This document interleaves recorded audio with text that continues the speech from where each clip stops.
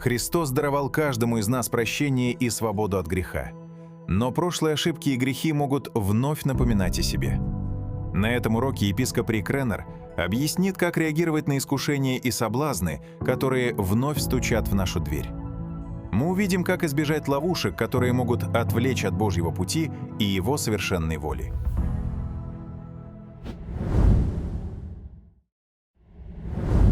В первом послании к Коринфянам, 10 главе, говорится о том, что коринфские христиане боролись со всевозможными соблазнами. Каких только соблазнов не было в Коринфе. Пристрастия, сексуальные искушения, соблазны. Одним из таких соблазнов стали визиты христиан в местные языческие капища за мясом, ранее предложенным в жертву идолам.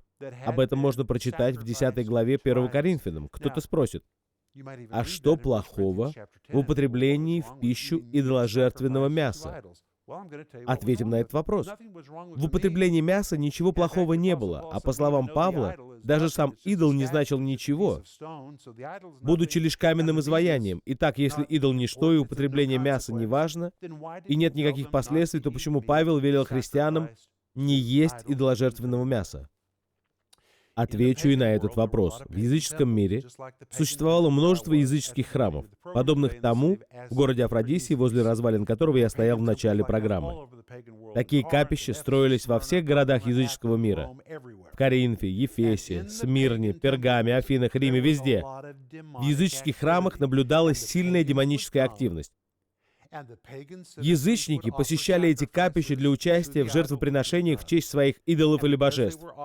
Поскольку речь шла о жертвоприношении божествам, в жертву выбиралось все лучшее. Например, мясо приносилось не просто хорошее, а лучшее из лучших. Язычники жертвовали своим божествам только наилучшее мясо. По завершении обряда жертвоприношения, когда все паломники покидали капище, жрецы очищали мясо и выкладывали его на продажу за дверьми капища, а иногда прямо внутри. У каждого храма был свой рынок сбыта жертвенного мяса. По сути, это было противозаконно. Жертвенное мясо доставалось жрецам бесплатно, и все средства от продажи они присваивали себе. Зачастую это мясо продавалось тем же людям, что его принесли. Если человеку нужно было найти лучшее мясо в городе, он шел в капище, ведь только там на продажу выставлялось лучшее мясо. Для христиан дело было не в мясе, а в том, что внутри капищ наблюдалась не только сильная демоническая активность, но также и половая активность. Речь идет о гнусном разврате, настоящей бесовщине. Храмы стали колыбелью, рассадниками порока, и христиане были вызволены из этого образа жизни, были освобождены и избавлены от этого. И посещение этих капищ ради приобретения хорошего мяса для готовки вновь погружало их в прежнюю обстановку со всеми звуками, с которыми они были прекрасно знакомы, и сценами, столь хорошо им известными. Это вызывало в них старые, уже позабытые ощущения, от которых их уже освободила Божья сила. Посещая капища, христиане рисковали оказаться совращенными на прежние пути, где их поджидал грех. Определенно точно, в капищах христианам не место. Вот о чем пишет нам апостол Павел в 1 Коринфянам 10 главе 19 стихе. «Что же я говорю? То ли, что идол есть что-нибудь, это все равно, что сказать «идол — ничто».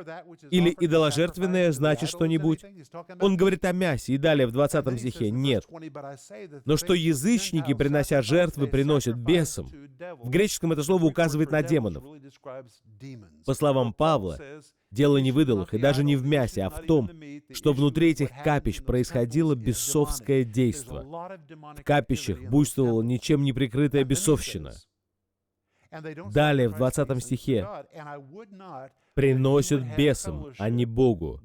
Но я не хочу, чтобы вы были в общении с бесами», или, как в греческом, с демонами. Слово «общение» на греческом «койнония».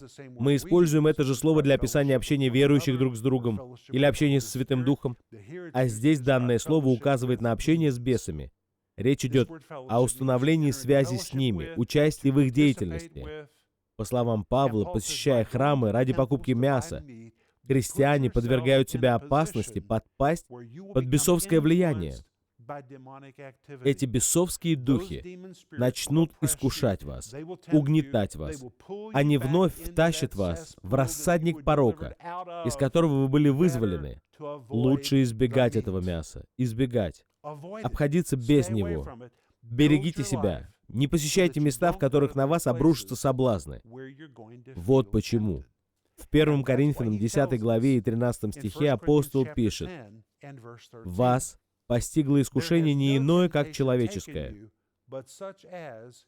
Фраза «не иное, как человеческое» — это перевод греческого «антропинос», производного от «антропос», который указывает на все человеческое и естественное. А слово «антропинос» характеризует что-то весьма обыкновенное, ничем не выдающееся или типично человеческое.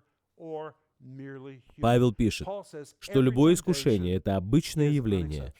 Когда вы оказались под действием соблазна и поддались ему, вам это кажется чрезвычайным, сверх ваших сил. Но Павел пишет: «Друзья, не паникуйте, дайте здравую оценку положению. Ваше искушение съесть лишнего — это обычное явление, типичное для всего человечества. Соблазн смотреть на то, что не следует, не является чрезвычайным. С этим столкнулись многие, и многие успешно это преодолели. Смогли они, сможете и вы. Отнеситесь к этому здраво, не преувеличивайте силу соблазна, посмотрите на него и скажите: «Ты для меня ничто, крохотное, ничем не выдающееся, типично человеческое. Я отметаю тебя в сторону». И затем Павел говорит нам, как отмести соблазн в сторону. Вот его слова. «Вас постигло искушение не иное, как человеческое». И далее, в конце стиха читаем: «При искушении Бог даст и облегчение, так, чтобы вы могли перенести». И вот слово «облегчение» — перевод греческого слова «экбасис», очень простого слова. Кто знает греческий, сразу же поймет, что оно значит. Приставка «эк» означает «наружу», например, как «выход наружу» или «выйти наружу», а корень «басис» означает «ступать», «идти». Вместе они образуют библейское слово «облегчение», что значит «выход», «выйти наружу из чего-то». То есть Бог укажет вам на способ, которым вы сможете выйти из положения. Бог предусмотрел для вас выход из любой ситуации, из любого положения. Этот выход ближе, чем вам кажется. И он называется «ноги» или «ступни». Слово «облегчение», греческое «экбаси», значит «выйти откуда-то». Как вы вошли в трудное положение, как вы вступили в неприятный разговор, как вы вошли на сайт, на котором вам совершенно нечего делать. Также возьмите, развернитесь и экбасис. Своими же ногами выходите из этого положения. Поразительно, что многие молят Бога: «Укажи мне выход из этого положения. Пусть сейчас кто-нибудь позвонит и помешает мне сделать то, что я хочу. Пусть кто-нибудь постучит в мою дверь и остановит меня. Боже, дай! Боже, пошли молнию! Разряд Твоей силы! Боже, останови меня!» Но в 1 Коринфянам, 10 главе, 13 стихе говорится, что Бог уже приготовил выход, экбасис. Этот выход находится в ваших ботинках, ваши ступни. Передвигайте ступнями, бегите оттуда, да-да, убегайте. Поработайте ступнями и выходите из положения. Вот почему в следующем стихе Павел пишет Коринфянам: «Итак, возлюбленные мои, убегайте идолослужения. Бегите из того места, где вы рискуете согрешить. Бегите». Глагол «убегайте» в греческом «фиуго» означает «передвигайте ступни как можно быстрее». В таких случаях, говорят, только пятки сверкают. Ноги в руки и дёру. Только его увидели. Срочно убегать. Проявлением зрелости будет избежать соблазна полностью, но если уж и оказались в трудном положении, то скажите тому, кто рядом: «У меня срочное дело, я пошел». Встали и ушли. Не нужно никого винить в скверном характере или сплетнях. Не нужно пенять на окружение, просто шагайте оттуда. Встаньте и выходите точно так же, как вошли. Выходите оттуда. Вот какой выход из положения Бог для вас приготовил. Здравый смысл. Именно его многим и недостает. Им нужны гром и молния, звонок, стук в дверь. А Бог дал вам право выбора. Как вы вошли не туда, так же оттуда и выходите. Сделайте все так, чтобы не оставлять места для искушения.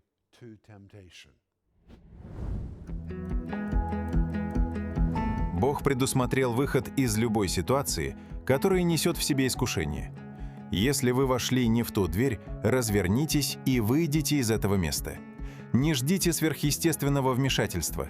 У вас есть здравый смысл и право выбора. Спасибо, что посмотрели этот библейский урок. Если вы были благословлены им, поставьте лайк, чтобы его увидели другие. Если у вас возникли вопросы, свяжитесь с нами. Спасибо за внимание.